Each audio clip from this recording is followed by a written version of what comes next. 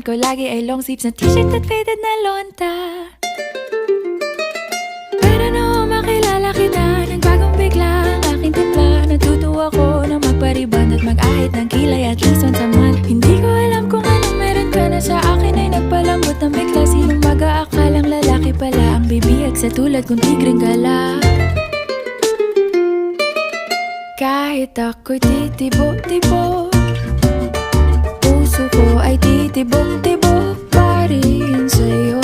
Isang halik mo lamang at ako ay tinatablan, at ang aking pagkababae ay nabubuhayan na para bang bulaklak na namumukadkad.